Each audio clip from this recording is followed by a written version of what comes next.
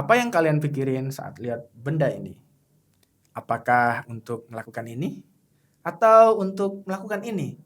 Ada-ada aja ya orang-orang Indonesia main bola kok pakai sarung. Pantes nggak pernah juara Piala AFF.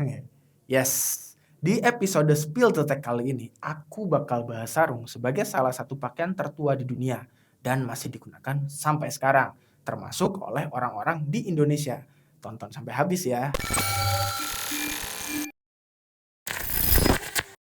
Sebelum masuk ke pembahasan lebih detail, pertama-tama catat dulu ya, sarung itu nggak identik dengan suku, agama, ras, dan golongan tertentu. Itu karena sarung tercipta sebagai pakaian manusia secara umum. Sejarah penemuannya pun menunjukkan hal itu. Penemu sarung adalah orang-orang Yaman kuno pada masa pra-Islam. Waktu itu, mereka lagi nyari nih pakaian yang cocok dengan kondisi alam Yaman yang panas banget tapi berangin. Juga mereka lagi nyari pakaian yang cocok dengan pekerjaan mereka sebagai pengembala. Lalu kepikirlah mereka memintal benang dari linen dan katun jadi kain.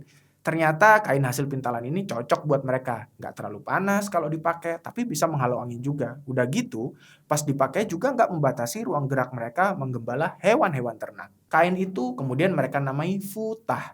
Cara pakainya adalah dengan membelitkan kain di bagian bawah tubuh dari perut sampai kaki terus diikat.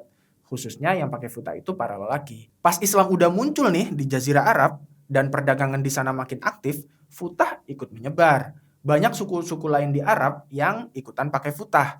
Orang Arab Totok nyebutnya izar, sementara orang Hadrami nyebutnya sarun. Penyebutan orang-orang Hadrami itulah yang kemudian diserap di Indonesia jadi sarung. Yes, soalnya yang bawa sarung ke Indonesia konon adalah para pedagang Hadramaut. Sarung yang mereka bawa itu motifnya kotak-kotak atau cuma garis dan bahannya katun atau linen. Persis kayak kebanyakan sarung yang pernah kita lihat sampai saat ini.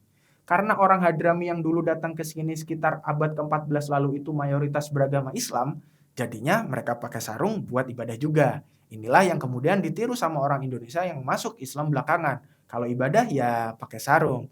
Nah, orang Islam di Indonesia kan banyak banget tuh. Seenggaknya gitu sih ya yang dicatat oleh KTP. Dan mereka rata-rata pakai sarung buat ibadah. Jadi deh sarung tuh identik sama orang Islam. Padahal banyak juga orang bukan Islam yang pakai sarung. Soalnya budaya kain sebetulnya juga udah lama berkembang di Nusantara. Ada misalnya kain songket, kemben, dan ikat. Beda kain-kain budaya Nusantara itu sama sarung adalah bahan dan motifnya. Songket nih misalnya ada yang dari sutra. Kemben motifnya bisa beragam kayak batik-batik itu misalnya. Karena semua cara pemakaian kain yang membelit ke tubuh bagian bawah disebut sarungan, atau bersarung, jadinya kita kenal sarung songket, sarung batik, dan lain-lain. Simplifikasi kayak gitu juga karena makna sarung dalam KBBI adalah pembungkus.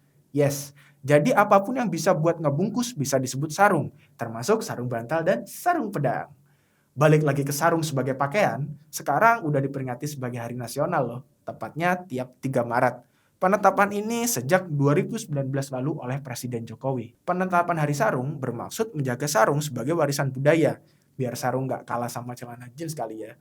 Make sarung great again, kira-kira gitulah. Nah, kawan-kawan, itulah tadi soal seluk-beluk sarung yang udah aku jelasin.